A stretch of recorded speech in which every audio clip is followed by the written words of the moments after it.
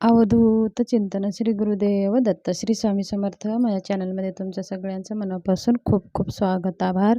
तुमच्या सगळ्या चांगल्या इच्छा पूर्ण करू अशा आपल्या गुरुचरणी वंदन करू आजच्या व्हिडिओला सुरू करूया. चला तर मग आज आपला विषय आहे नवरात्रीमध्ये अखंड दिवा लावण्यामागे काही शास्त्रीय कारण आहेत आणि नियम आहे, ते सगळं सविस्तर सांगणार आहे.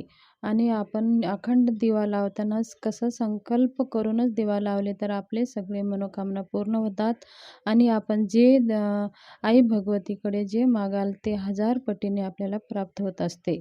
आणि ह्या शारदीय नवरात्रीमध्ये अखंड दिव्याचं खूप महत्त्व आहे. म्हणून आपण अखंड दिवा कसा लावायचा ते मी सगळे सविस्तर सांगणार आहे. आणि माझा व्हिडिओ स्किप करू नका. जर तुम्ही नवीन आला असाल माझ्या चॅनलवरती तर माझ्या चॅनलला सबस्क्राईब करून घ्या आणि बेल आयकनचं बटन दाबून ऑलवर प्रेस करून घ्या. लाईक जरूर करा. चला तर मग हे अखंड दिवा आपण का लावायचं आणि त्यांचे मागचं शास्त्रीय कारण काय आहे. तर अखंड दिवा हा एक प्रकाश पसरतो आणि प्रकाश हा ज्ञान पसरवतो. देवाकडून आपल्याला संपूर्ण ज्ञान मिळावं म्हणून आपण अखंड दिवे लावतो. कोणतीही पूजा करताना आपण समारंभाच्या वेळेस, लोकार्पणाच्या वेळी, शुभ कार्याच्या वेळी सुरुवातीस आपण दीप लावूनच प्रार्थना करत असतो. अशा प्रकारे दिव्याची वात ही नेहमीही उचवलेली असते. ह्यामागचे कारण असे आहे की त्या माणूससुद्धा देखील तो उंचावतच राहतो आणि ते दीप प्रज्वलनाने मुख्य अर्थ आहे. आणि त्या म्हणून आपण सर्व कल्याण व्हावं अशी इच्छा बाळगणाऱ्या माणसाने दिवा लावताना दीप मंत्र आवर्जून म्हणावा. हिंदू शास्त्रामध्ये कोणतेही शुभ काम करताना दिवा लावतात. सकाळ आणि संध्याकाळ पूजा करताना देखील दिवा लावतात. वास्तुशास्त्रात दिवा ठेवण्याच्या आणि त्याला लावण्यासंबंधी काही नियम आहेत. दिव्याची वात कोणत्या दिशेला असावी हा संदर्भ वास्तुशास्त्राचं पुरेशी माहिती आपल्याला मिळून जात आहे.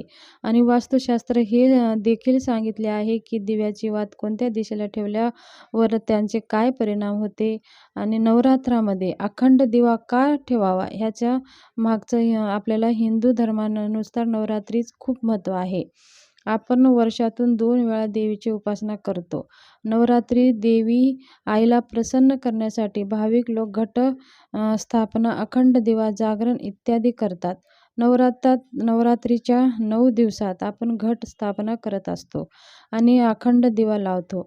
या अखंड दिव्यात न विझता देता ठेवण्याचे नियम आहे. आणि या अखंड दिवा लावल्यावर आपण ह्याला एकटे सोडू शकत नाही आणि त्याला विझू द्यायचे नाही. जर हा दिवा विझला तर हे वाईट मानले जाते. नवरात्रात अखंड दिवा नवरात्रीत 9 दिवसेपर्यंत देवी आईला प्रसन्न करण्यासाठी आणि इच्छित फळ प्राप्त करण्यासाठी गाईचं साजूक तुपाचे अखंड दिवा लावतात. जर घरात गाईचे साजूक तूप नसल्यास इतर कोणत्याही तुपाचे आपण देवीपुढे अखंड दिवा लावू शकता. नवरात्रीत 9 दिवस दिवा तेवत ठेवणे याला अखंड दिवा म्हणतात.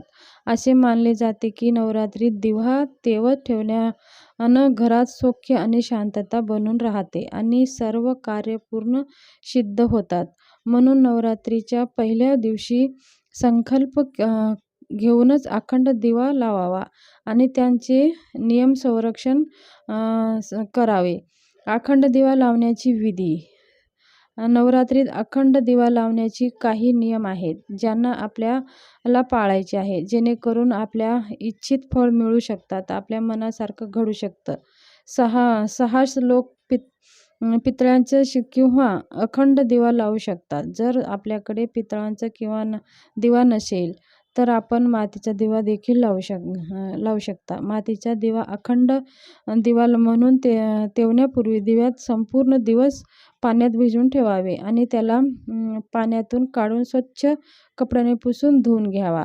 आणि शास्त्रानुसार नवरात्रीत अखंड दिवा लावण्यापूर्वी आपण मनात काही संकल्प घेतले आणि देवी आईला विनवी करून मी आमच्या सर्व इच्छा पूर्ण होऊ दे.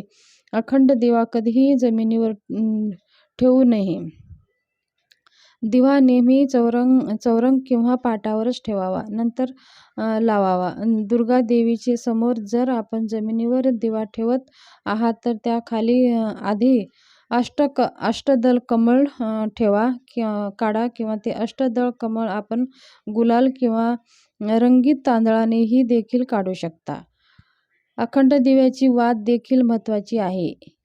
ही वात रक्षासूत्र म्हणजे कलावापासून बनवलेली असते. 6.25 हाताचा मापाचा या रक्षासूत्र असतो. पूजेत वापरला जाणारा कच्चा कापूस घेऊन वात वळतात आणि ती वात दिव्या मध्यभागी ठेवतात. अखंड दिवा लावण्यासाठी साजूक तुपाचा वापर करावा. जर आपल्याकडे दिवा लावण्यासाठी तूप नसेल तर आपण तिळाच्या तेलाचा दिवा लावू शकता. मोहरीचा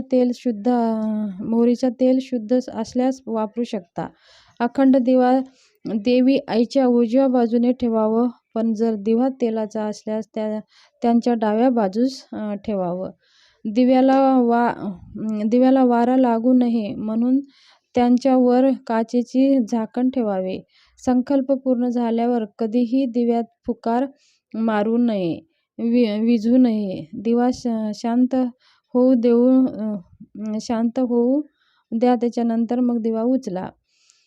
9 दिवसानंतर ईशान्य कोन म्हणजे उत्तर-पूर्व दिशा ह्या देवांचे स्थान मानतात. म्हणून अखंड दिवा पूर्वी दक्षिण दिशा म्हणजेच आग्नेय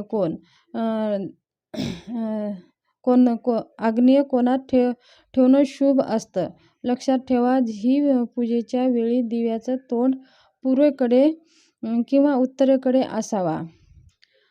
अखंड दिवा ठेवण्यापूर्वी हात जोडून श्री गणेश, देवी दुर्गा आणि भगवान शंकराची पूजा करावी. दिवा लावताना मनातल्या मनात आपल्या इच्छेबद्दल विचार करा आणि देवी आईला विनंती करा आणि पूजेच्या सांगतासह माझ्या सर्व इच्छा पूर्ण व्हाव्या. अखंड दिवा लावताना हे मंत्र म्हणावा. ओम जयंती मंगलकाली भद्रकाली कृपालिनी दुर्गा क्षमा शिवा धात्री स्वधा नमस्तुते. किंवा दीपज्योती परब्रह्म, दीपज्योती जनार्दन, ज्योतिर्हितिमहे पापम संध्या दीपम नमस्तुते. दीपो ज्योती परब्रह्म, दीपो ज्योती जनार्दन, दीपो हरतु मे पापम संध्या दीपम नमस्तुते. हा मंत्र म्हणावा. जर ते पण येत नसेल तुम्हाला, शुभम करोति कल्याणम आरोग्यम धन संपदा दुष्टबुद्धी विनाशनम च दीपज्योती नमस्तुते. शुभम करोति कल्याणम आरोग्यम धन संपदा शत्रुबुद्धी विनाशनम दीपम करोति नमस्तुते. अखंड दिव्या लावण्याचे शुभ नियम. नवरात्रात अखंड दिव्याची वात पूर्व दिशेला ठेवण्याने आयुष्य वाढते. दिव्याची वात पश्चिम दिशेला ठेवल्याने दुःख वाढतं आणि दिव्याची वात उत्तर दिशेने ठेवल्यास धनलाभ होते आणि दिव्याची वात दक्षिण दिशेला केल्याने तोटा होतो. हा तोटा माणसाला किंवा धनाच्या रूपात देखील संभवतो. कोणत्याही शुभ काम करण्याच्या पूर्वी दिवा लावताना या मंत्राचे जप केल्याने त्वरित यश प्राप्ती होते. अखंड दिवा उष्णता दिव्यापासून सुमारे 4 बोट जाणवली पाहिजे असा दिवा भाग्यसूचक असतो. दिव्याची वात सोनेरी असावी, त्यामुळे आपल्या जीवनात धनधान्य अफाट मिळतं आणि व्यवसायात प्रगती होते. जर अखंड वात विना कारणास्तव स्वतःच विझल्यास घरात आर्थिक संकटे येण्याची शक्यता असते. दिव्यात पुन्हा वात बदलू नये. दिव्याने दिवा लावणं देखील अशुभ मानले जाते. असे केल्याने आजार वाढते आणि मंगल कार्य